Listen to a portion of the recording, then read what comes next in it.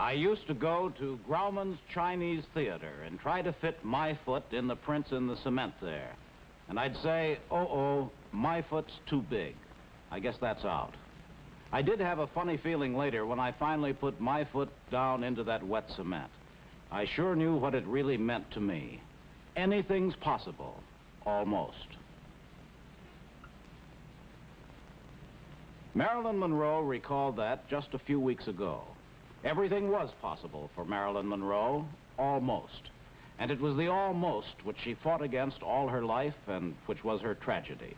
The story of Marilyn Monroe is an authentic tragedy. It began in tragedy and ended in tragedy, and in between there was always a tragic contrast between the bright public image and the lonely, frightened private reality. Why did this happen to Marilyn Monroe? That is the subject of tonight's Eyewitness Report. Your correspondent, Charles Collingwood.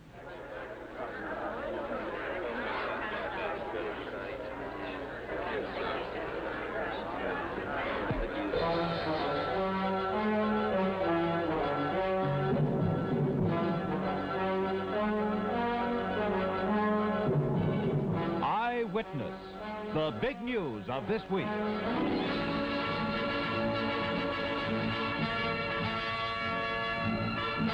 Tonight, witness Marilyn Monroe. Why?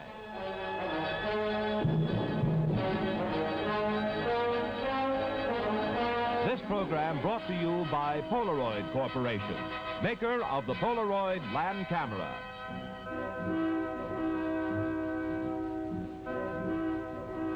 In the beginning, Marilyn Monroe was not a likely candidate for the role of sex goddess. You could begin the story of her rise to that estate in a number of places, but perhaps as good a place as any is at the Blue Book Modeling School in Hollywood.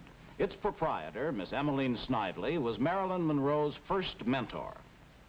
Well, she first was brought in by a photographer in August 1945. When she was working in a defense plant, she had been in a beauty contest, and this man had shot some test shots of her and thought she might make a good model, and brought the Kodachromes in to show me. And what made you think then that she had the qualities which you would want as a model? Well, she was a clean, shining, pleasant, expressive-faced little girl. We said the girl next door type. And she was wearing a little white dress. You wouldn't necessarily wear this on a photographic job, and it was as clean and white and ironed and shining as she was. But she had a great deal of expression, and she was very surprised, I believe, to be in the Ambassador Hotel where my office was. She looked at the board of covered girls and said, "Oh, those girls are so pretty." But I thought, what a wonderful little doll she would be on a cover someday. What did she look like when she first came to you, Miss Snively? Well, when she first came to us, she looked like the girl next door, as I said before, and she was in my casting directory that we get out of all the girls we represent and that go to modeling school. I have a picture here that you might be interested in seeing. She had what I call California blonde hair, which is darker in the winter and lighter in the summer because it's bleached on top.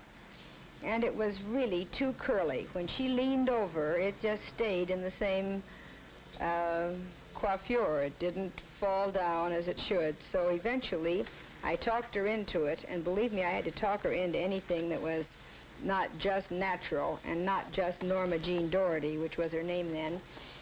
She had to be talked into lightening it so that she was a blonde in the winter as well as in the summer. And we had it straightened, and I noticed that she kept it that way all the rest of her life. Did she need a lot of coaching?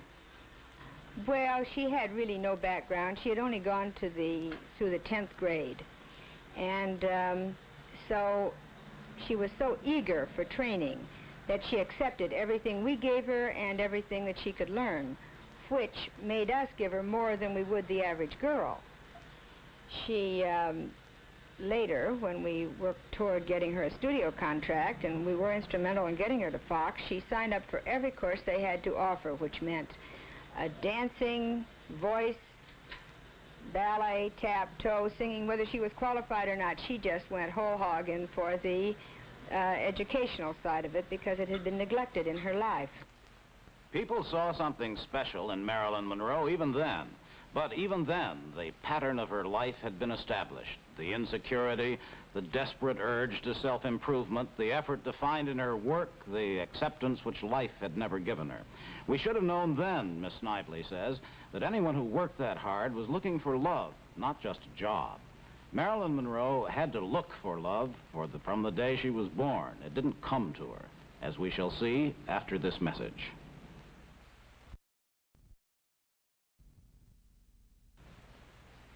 Marilyn Monroe was an illegitimate child. Her father disappeared when her mother announced her pregnancy. So Hollywood film cutter Gladys Baker gave her baby her own name and maybe the dream of celluloid stardom. Her mother became mentally ill, was sent to an institution. The child's life became a series of psychological jolts. She bounced from foster home to orphanage to foster home. At age 5, Marilyn once said, "I think that's when I started wanting to be an actress. I didn't like the world around me because it was kind of grim." The orphanage said she was well behaved, thought she was happy. Maybe she was an actress already. Still in her teens, a war plant beauty queen, the first of such diadems, the stepping stone to Miss Snively's and the beginning of her transformation into a cover girl. In 1 month, she appeared on the covers of 5 so-called girly magazines. A phase of her career she discussed with Edward R. Murrow, person to person. Well, now, your picture has been on the cover of almost all popular magazines, hasn't it?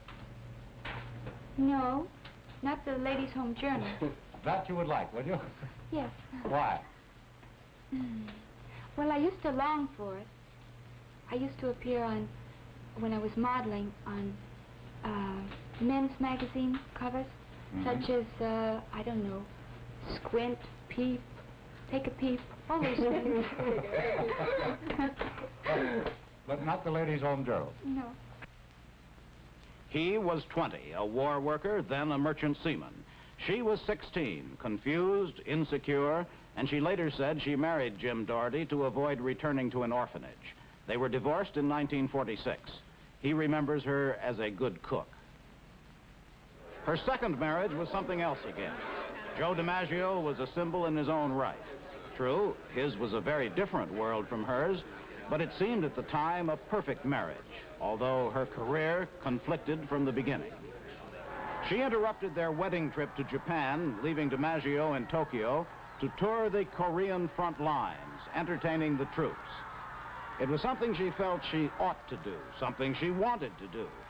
She felt a sense of obligation to her public, and these performances in sub-zero temperature were a show of gratitude. But she was already developing pneumonia, and there were signs of marital unhappiness. The marriage ended as it began in the full glare of publicity, her unhappiness on display, Hollywood style, at a front lawn news conference.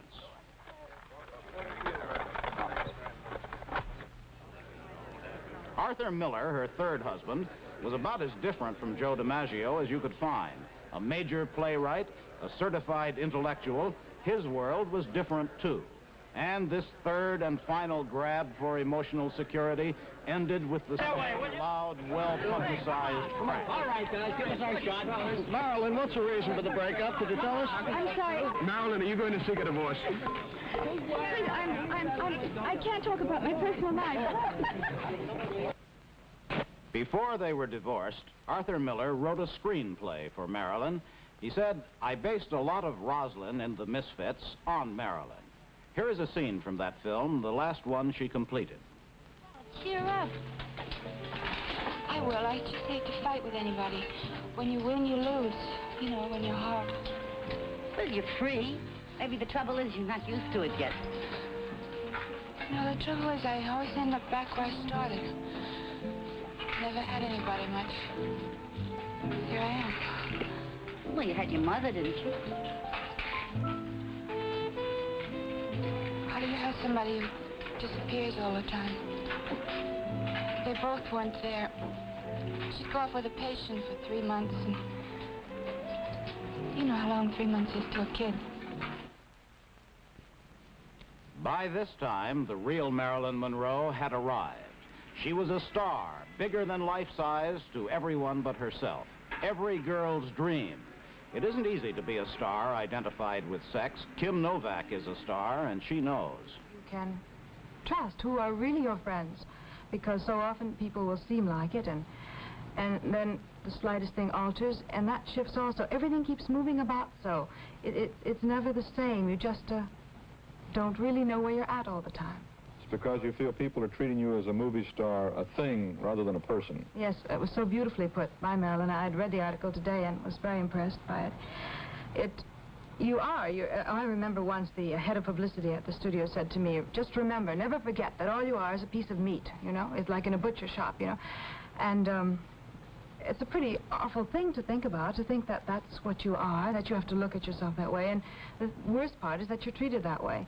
And Marilyn said it so well about the fact that people don't seem to mind saying it right to your face or talking about you in ways in which, you know, it's fine for someone. You like to have criticism, like helpful criticism or anything, but somehow they almost overdo it, it seems sometimes almost deliberate, like as if they think that, well, we don't want her to get a swollen head, so we'll just starve her from the heart, everything, you know, not let her have anything, not ever say anything nice, you know. In some deep sense, the public demands unhappiness of its idols. It's part of the price the public extracts for the fame and riches it showers upon them. In Marilyn Monroe's case, unhappiness was not difficult to extract. It was there to begin with. And as her public image grew, she began to withdraw increasingly upon herself and her unhappiness. It grew harder to face the public, to face the cameras even. She began to take lots of pills. She went to a psychoanalyst. She saw friends, of course, but somehow even friends could not mitigate her loneliness, although they tried, according to their different understandings of her trouble. It is perhaps a mark of how little she was understood that her friends are as hard put as anyone else to explain what happened. We will hear about her from some of those who knew her best after this message.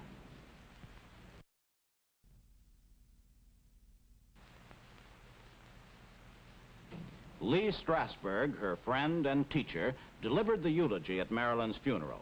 Harry Reasoner asked him last night about reports that her life was increasingly tangled. Well, in the first place, there was not as much of a mess as has been made out. I mean, the actual thing that happened at the end is naturally a tragic one. But in the first place, whatever happened to her before goes back a long time, obviously, to early childhood, which created deep disturbances within her and deep emotional problems. Her whole career, obviously, was a series of continuous pressures to which she was subjected, and subjected by the very people that now speak very glibly about the kind of person that she was and how disturbed she was and so on, and forget that often the reactions that she had were caused by the very things that were done to her. Jean Negulesco, director of one of her first smash hit films, How to Marry a Millionaire. What was Marilyn Monroe like to work with? Well, as the director of the first intimate cinemascope picture, How to Marry a Millionaire, we became friends, and we had a problem, a big problem. So we had difficulties in doing this picture a little more than the usual ordinary picture. And we needed more cooperation from the actors than usually. I found Marilyn Monroe alert, enthusiastic, and especially a hunger for being, for knowledge, for being better. And this probably accounts for the name she got of being late. But she wanted so much to be so perfect for it that she always retarded her arrival in front of the camera. The quality Marilyn had is that she never felt that she was ready to face that camera. For that reason, she took 2 hours to fix her lips, or an hour and a half to arrange her hair and change it and so on. But the moment she arrived in the front of the camera, there was there was this romance, this love affair between her and the lens, and she gave something which nobody was able to catch during the life but the camera. You see, the camera to us is still that extraordinary mystery which we never know what it will catch, because we all think we're always making great successes, you know, and until the film gets together, the camera has got the success or the flop. As an actress, she always wanted to find a key, a simple answer to the character she had to portray. In How to Marry a Millionaire, I made a sketch of her, and I showed her the sketch, and she liked it, but she still was not convinced and find the key. So during the one scene we had, when she was walking around telephoning, and I saw her trying more or less to, let's say, sell the sex of what everybody believes that Marilyn Monroe is and believed in. That was this symbol. I came to her and I said, Marilyn, don't try to sell the sex. You are sex. You are the institution of sex. He says, the only key to this part is that you're blind as a bat without glasses. And her big blue eyes, you know, open, and she says, that's the key. George Cukor, director of Something's Got to Give, the film from which he was fired last June. Robert Shackney asks the questions. Marilyn was an actress who you'd have to produce her more than direct her. She, if you let her have her own head, she did things that were quite original and quite enchanting. Is it true that performers who are unusually good, who stand out, are frequently temperamental? Yes, but so is everybody else. You know, the great thing, everybody has doubts and difficulties and fears, but the great thing is if you can overcome it and you can function in spite of them. Did Marilyn? Well, apparently not, poor darling. You see what happened to her. The feeling now is that Hollywood destroyed Marilyn Monroe and her innate creative abilities. Would you, as a man who knows Hollywood, say that there's substance to something like that? Well, I think that's, of course, an awful lot of nonsense, and I think people are jumping in with all kinds of sensational and rather silly statements, from my point of view, and big generalities, I suppose, under the stress of emotion. I don't know why, and I'm surprised that rather intelligent people have said that. I don't know why Hollywood destroyed her. Hollywood, in a sense, created her. Other pretty girls with good figures and platinum blonde hair did some of the same things that Marilyn did, but when they did it, it was vulgar. When Marilyn did it, it had something. What was the difference? Well, for all her flash, Marilyn was a very distinguished creature in her own way. The clothes may have been absurd, but she had a distinguished mind, and she was unique. And she had a quality of excitement she was a real movie queen. Just even when she was fully dressed with a big fur coat on and she ran across the screen, you followed her. There was this curious excitement with her.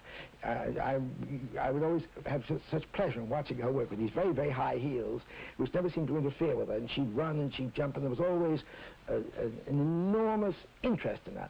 You know, Mrs. Patrick Campbell said many years ago, Mrs. Patrick Campbell was a very witty woman, who said about Tallulah Bankhead, she said, watching Tallulah on the stage was like watching somebody skate on very thin ice. And the secret of her success in England was that the English wanted to be there when she fell through. Well, one always felt that, somehow, about Marilyn. Playwright Clifford Odets, a friend of her third husband, Arthur Miller, also a friend of Marilyn's. What was the burden that Marilyn Monroe carried with her? Well, Charles, talking in terms of burdens about Marilyn, I would like to use a term that astronomers use. They frequently talk of a star. Marilyn was a star. They talk of a bright and visible star as being accompanied by another invisible star, which they call a dark companion. They mean by that that the bright invisible star seems to be acting erratically. It won't stay in the orbit that they have preordained for it, as an example. And they then realize that the bright invisible star is being pulled out of orbit. Its pathways or trackways are being determined by an invisible star, which they call a dark companion. And about Marilyn, I feel that always in her life, her adult and working life, the years of her fame, she was accompanied by this kind of dark companion. And what would that be in her life? Those would be the early and what I think are the invincible patterns of childhood. They would have to do with a severely mother-deprived life. They would have to do with not being wanted as a child, being shunted from foster home to foster home. They would have to do with being not only deprived, but even, from her point of view, despised, rejected, unneeded. So that the total result was a very severe lack of self-esteem on her part. And always, this luminous star traveled with this dark companion. When she was working in front of a camera, there she had to be in full panoply, ready for everything, ready to grapple with any emergency. And it was not her nature. She was too uncertain. She was too shy. She would brave out things. The fact that she was dilatory so often meant that she had an unconscious, deep resistance to standing there and working at the moment. She felt she didn't look her best. She felt she couldn't work her best that hour. And then she would try to dodge the working problem. She lacked what I would say a well-trained circus pony has. She lacked flexibility. She lacked tractability. She lacked cynicism. If she'd been more cynical and just approached the work as not only a craftsman, but just in a kind of easy way, well, I brought myself there, they've photographed my body, now I can go about more important things. If she'd had that kind of cynicism, she might have been happier, but that was not her nature. Her nature was sensitive, intuitive, idealistic. Clifford, how will Marilyn Monroe be remembered? She has been a legend in her lifetime. This is obvious. It need not even be said. But I think that now that she's gone, she will become an even greater legend. I feel it in the air everywhere I go. People were very shocked about her death. But there's a feeling that the legend is spreading, that she will be more vivid, fresher and greener in death than she was in life. I'll be back with more on this legend of Marilyn Monroe in a moment after this message. Marilyn Monroe is not, of course, the first Hollywood star whose problems were greater than her strength to bear them. But there is something that sets her apart in death as there was something that set her apart in life, some quality of universality to which people instinctively respond. The things that struck her down were things against which we all fight. Maybe we sensed this all along, and maybe that was the secret of her extraordinary appeal. Life had conspired against her from the start, and its subtlest conspiracy was that when it seemed, as it must have seemed to her, that she had won, it was the sign that she had lost. The Los Angeles Medical Examiner said today her death is still unexplained, but there was always something about her that was unexplained. Her story is the stuff of legend, and like all legends, it lends itself to be interpreted as you wish to interpret it. She was, as Clifford Odets said, one of those accompanied all her life by a dark companion. It drew her to destruction. This is Charles Collingwood. Good night.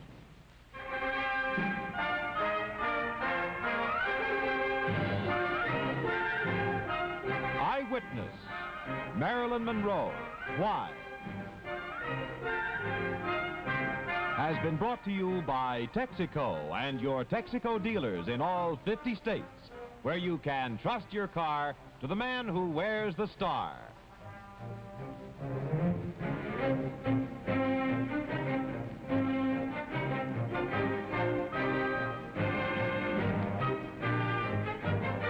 The excerpt from the motion picture The Misfits, released through United Artists. Origination from Television City, Hollywood. Next Friday and every Friday at this same time for the drama of big events, keep an eye on Eyewitness. This program, pre-recorded, is produced by CBS News, which has sole responsibility for the news judgments, the contents, and the editing. This is John Harlan speaking.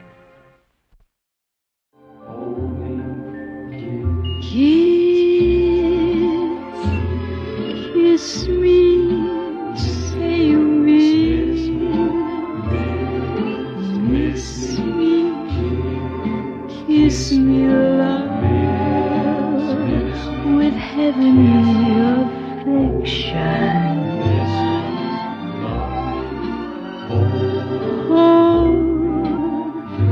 Hold me close to you. Hold me, see me through with all your heart protection. Kiss me, take me, thrill me with your charm. Rounds, 25 seconds.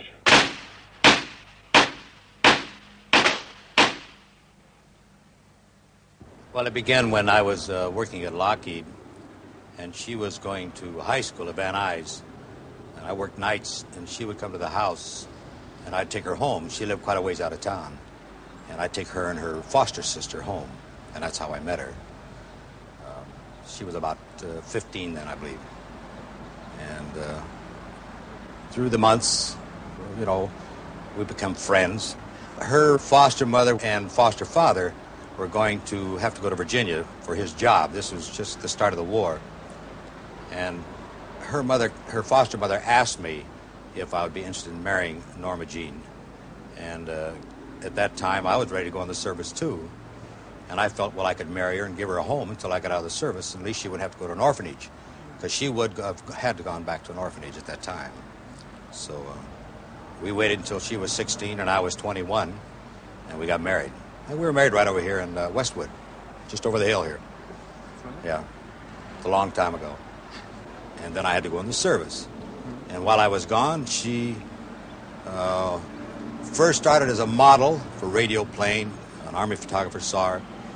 And then she went into modeling. And that modeling cost me more money than she made buying clothes for her. And then she had a chance to go into the movies. My secretary rang and said, Mr. Lyon, there's a very beautiful young girl here to see you, but she doesn't have an appointment. I said, well, Mary, you don't have to have an appointment to see me. Send her in.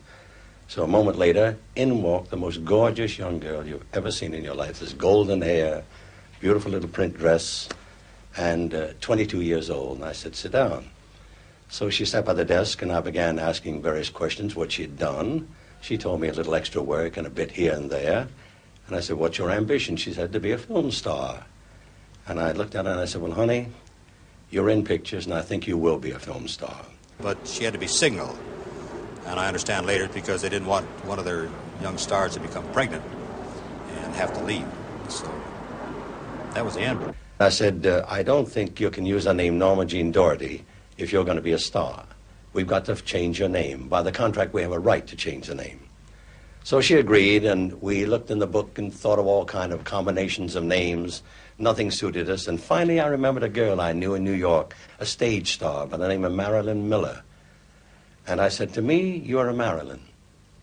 And she said, that's a lovely name. I said, all right, that's your first name. We couldn't find a second name, but she suddenly turned to me and said, Mr. Lyon, could I use my grandmother's name? I said, what was that? She said, Monroe, Marilyn Monroe. I never knew Marilyn Monroe. I only knew Norma Jean. She would take dramatic lessons for 3 hours. She'd have lunch. After lunch, she would take dancing lessons for an hour, singing lessons for an hour, fencing lessons for an hour, and then go on the back lot and ride horseback. And I said to her one day, Marilyn, why do you work so hard? The other kids that are under contract, I call sometimes at 11 o'clock, 12 o'clock, they're still sleeping from being out the night before. She said, well, Mr. Lyon, she said, I work hard because one day maybe opportunity will knock, and I want to be prepared. I said, I'd like to have her read for us. And she did. Read beautifully. I remember she, if you recall the role in the film, she played most of the part on a sofa. And there was no sofa in the room. And so she got down on the floor and did it very well. I instantly said yes, by all means. This was the first role, I think, Marilyn had ever played. Her interpretation was everything, perhaps more than I'd expected. What's the big idea standing there staring at me, Uncle Lon? Don't call me Uncle Lon. I thought you liked it. Maybe I did. I don't anymore.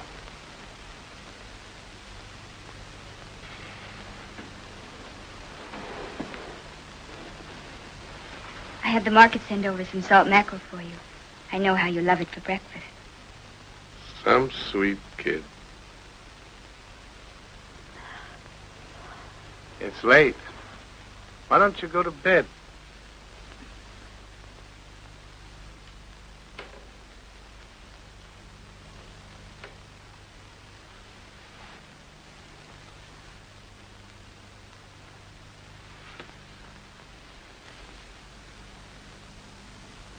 She was wonderful in the scene. But good as she was, I had no idea that she would ever attain to the figure, the image for a whole country, a whole world that eventually she did. In fact, when Asphalt Jungle had the premiere, I was one of the guards doing duty down there keeping the traffic out. And that was one of her first big movies. Well, by the time I actually got around to meeting Marilyn, she was already something, at the beginnings at least, of a legend. I knew that she was going to appear in the movie of my play, The 7-Year Itch. I knew her genuine, almost childlike passion for pets and animals.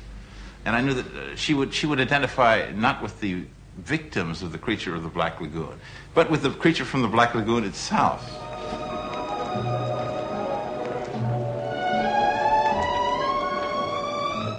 Didn't you just love the picture? I did. But I just felt so sorry for the creature at the end. Sorry for the creature? Why'd you want him, to marry the girl? He was kind of scary looking, but he wasn't really all bad. I think he just craved a little affection. You know, a sense of being loved and needed and wanted. That's a very interesting point of view. Oh, do you feel the breeze from the subway? Isn't it delicious? In order to get that, you had to have a man with a wind machine down inside this pit. Now, you got to remember his vantage point. He was looking up at Marilyn this way, and he had this machine. He went out of his mind, and we had vroom, like this. The skirts went up like that, and suddenly we had the movie made.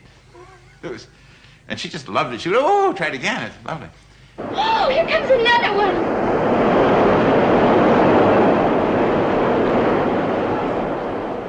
She always, in that sense, wanted, you see, to be an actress and therefore felt somehow unfulfilled. The more success there was, the more unfulfilled she was, so that she wanted to make the break. The actual idea of coming to the actor studio, I think, came from Mr. Kazan, who had met her here with Arthur Miller at that time, This was before they were married, before the marriage to Arthur Miller, and who suggested that she should come to New York. This was about, I think, in 54 or 55, thereabouts. And so it was then actually that I first met her at a session. She was one of the 2 or 3 most sensitive and most talented people that I've seen in my life. One of the others is Marlon Brando, for instance. And to me, she had the same kind of sensitivity. By the time Marilyn was ready to come back to Hollywood, we had, by that time, perfected, in our opinion, a vehicle for her in which she could really shine, in that she could do everything that she could do that was sexy and wonderful and delicious and exciting and tender and dirty and all the great things she could do, and still be just outside that pasteboard character that 20th had invented for her. The moment the film is running in the camera, Marilyn acts. You cannot get her to stop it. Even if she would forget a line, which occasionally she did, not because she didn't know it, but because she was so critical of herself, that she would hate the way she'd read the last line and begin thinking about that instead of reading the line that was supposed to be said. Difficulty in lines would be an understatement for Miss Monroe. Miss Monroe simply could not memorize anything. She could not memorize, when she lived on Lexington Avenue, which she did in New York, she could not memorize Lexington Avenue. Joe Curtis, my assistant, would read her the line. We coached him to throw the line at her. She kept acting all through the coaching so that you didn't feel that she was listening to a prompt. Joe Curtis's voice says, "I've always wanted love." He talks like a dialogue director. Marilyn says, "I've always dreamed." Joe, what the f*** was you? Cut. But nobody dares say cut. So he just says, "Go on, darling, go on." It was really quite remarkable. There's several pauses like that in Bus Stop if you look carefully. I don't know why I keep expecting myself to fall in love, but I do. Well, I know I expect to someday. I'm seriously beginning to wonder if there's a kind of love I have in mind. What's that? I don't know. Well, you see, I've been going with guys since I was about 12. Honest? Honey, I almost married a cousin of mine when I was 14. But Pappy wouldn't have it. I never heard of anyone marrying so young. Down the Ozarks, we don't waste much time. I sure am glad, though, I never married my cousin Malcolm. 'Cause he turned out real bad. Just like Pappy predicted. But I sure was crazy about him at the time. And I've been losing my head about some guy ever since. Bo was the first one that ever wanted to marry me. Since my cousin Malcolm. Naturally, I'd like to get married and have a family and all them things. But you've never been in love? I don't know.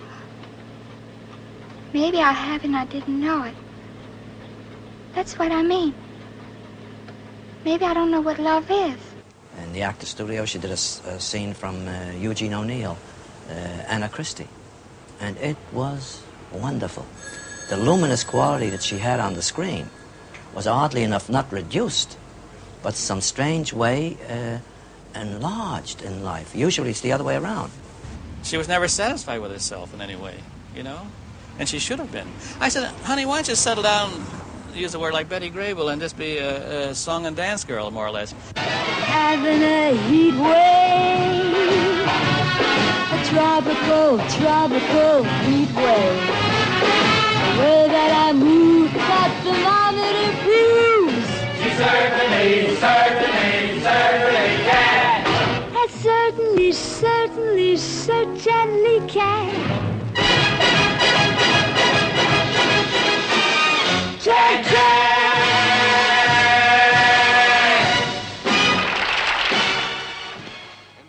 Oh, no, I want to play Karamazov or one of these big, heavy parts or something like this. She said, I just don't want to sing or I just want to play light comedy or something like this. She always wanted to be something more. She wanted to do other kind of roles. And the idea of doing Grushenka and Dostoevsky novel was not the kind of idiotic idea that some people interpreted it to be. She and I were in Beverly Hills.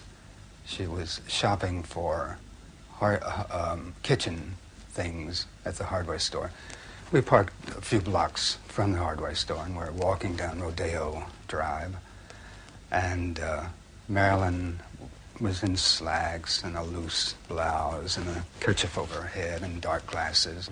See, it was a simple thing to disguise Marilyn. Put a turban on her, and we used to have a red bang of hair, you know what a bang is, I'm sure, and put it underneath the turban, pull it down, a pair of dark glasses. And we've gone many places that nobody ever looked around. Never had the slightest idea that was Marilyn Monroe. We were talking and walking and then walking, and all of a sudden there was screeching of brakes, and the people who were walking along the sidewalk turned and stared, and the whole world stopped. It was like some big Technicolor spectacular. And I looked around, and there was Marilyn Monroe. Before it had been Marilyn. And then we went on, and the cars started up again. And I turned to her as we were going into the store, and I said, "Did you do that on purpose?" And she said, "You noticed?" I said, "How could I help?" She said, "Well, for some reason, all of a sudden, I wanted to be Marilyn Monroe." And she could turn it on. We came in through the back entrance of the Beverly Hills Hotel by the swimming pool and walked across it. And the swimming pool of the Beverly Hills Hotel is, of course, something else again. It's this ice blue water surrounded by William Morris office agents, exhibitors who are there on holiday, and the agents are drinking bright red Bloody Marys, stirring them with green plastic swizzle sticks, and it's the healthiest atmosphere you've ever seen in your life. And Marilyn suddenly grabbed my arm, you know, in genuine terror. And I said, "What's the matter?" I said, "What's the trouble?" She said, "Well, I always have to hold on to people when I'm in spooky places." She used to call me, she'd be lonely, and she was a lonely girl all the way through, and not so much in the mornings, but many, many times at night, she'd call me in the middle of the night. She'd just want to talk to you, talk to me, say, or anybody, you know, and she just wanted to talk, just nothing. Well, a number of years had passed. She'd been through the Hollywood mill. A lot has been written and said about this. Perhaps the whole experience was too much for her. Marilyn was such a perfectionist, she would drive herself so hard, and she would get so wrapped up, and that's one of the things that led to the sleeping pills and things like this at night, because she would go home from the studio, and you work all day long and start early, and then go home like 6 o'clock at night, and right away she'd go to bed. I'd say, "Marilyn, stay up for a while, you know, unwind, have a drink or do something, and get tired and take a couple of baths or do something, walk it around the street or anything." She said, "I gotta get my rest." So she'd take a pill and go to bed. Then she'd wake up about 10 o'clock in the evening, and she'd say, "Oh," and she'd take another one or two or something like this, you know, and that's what led to those pill deals, and she wasn't taking them just to anything but relax. I got many calls from Marilyn at any time of the day or night, because we had that kind of friendship. She had found that when all else failed, if she had a massage, especially if I massaged her feet, she would fall asleep. And I can't tell you how many times she fell asleep. She'd have to be awakened in the morning by another kind of drug, a benzodrine. And she couldn't go on the set now and be dopey because you don't remember your lines, you don't do anything. So it would take us a time to get all organized and all dressed and everything else. And by the time we wasted 2 or 3 hours, well, she was in pretty good shape, you see.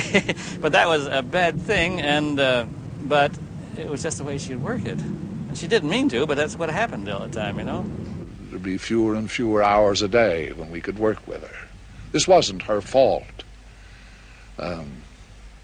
She made every desperate effort to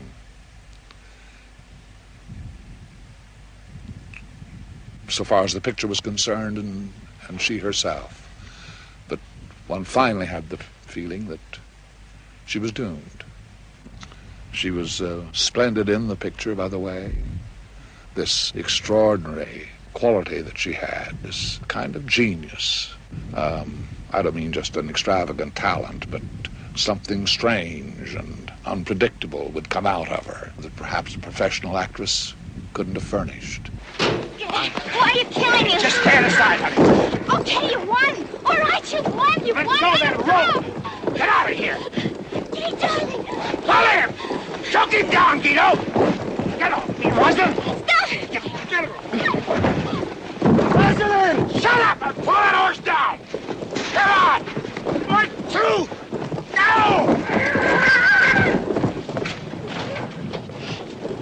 I had the impression that she believed what was happening, that it wasn't a role that she was playing, that she actually believed it.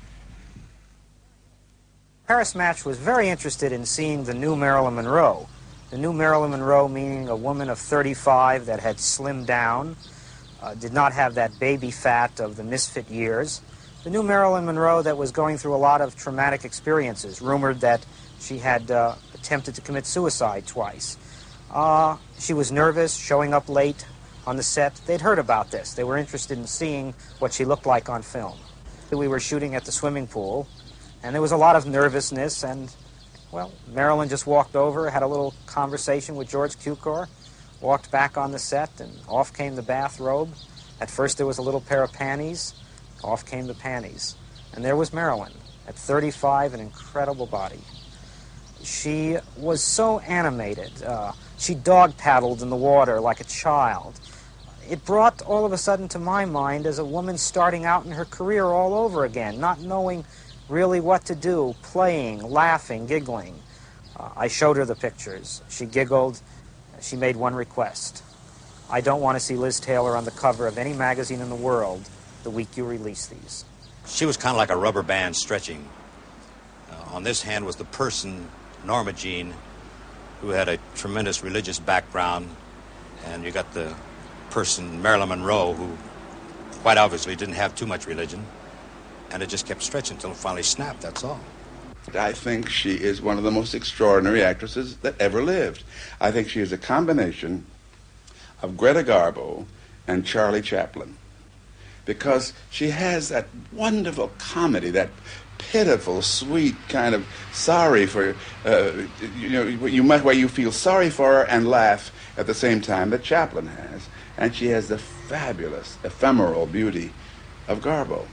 But she was beginning to think more, not so much of movies in that sense, not cutting out movies, but she was beginning to think of acting as a stage medium, hoping actually to be able to accomplish it. And then what would have happened with the movie things, I don't know. If Marilyn were alive today, she would indeed be 46. She'd be moved into the younger Bette Davis position, which wouldn't have been Marilyn's game at all. Perhaps I over-romanticize it, but Marilyn was indeed a bird of passage. She made a tremendous impact during the rather limited time that she passed through our lives. And I'm not speaking from her point of view, but surely from everybody else's, it's better to remember it that way. Marilyn today is probably a bigger star than she was when she was alive. 4, 5, 6, 7.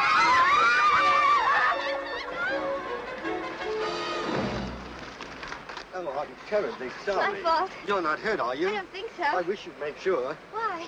Because usually when people find out who I am, they get themselves a wheelchair, a shyster lawyer, and sue me for $750,000. Don't worry, I won't sue you no matter who you are. Thank you. Who are you? No, really. Sugar! Come on! Honestly. Cheerio.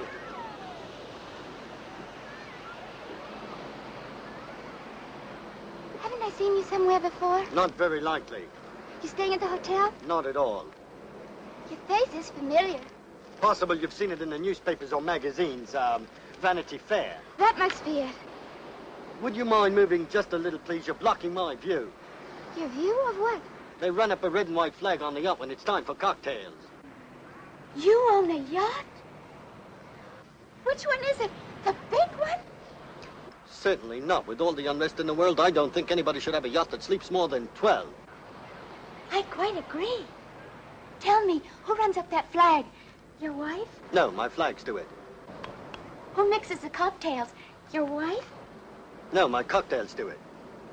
Look, if you're interested in whether I am married or not, Oh, I'm not interested at all. well, I'm not. That's very interesting. How's the stock market? Up, up, up. I bet while we were talking you made like $100,000. Could be. You play the market? No, the ukulele. And I sing, too. For your own amusement? A bunch of us girls are appearing at the hotel. Sweet Sue and her society syncopators. Oh, you're society girl. Oh, yes, quite. You know, Bryn Mawr, Vassar. We're just doing this for a lark. Syncopators. Does that mean you play that very fast music, jazz? Yeah, real hot.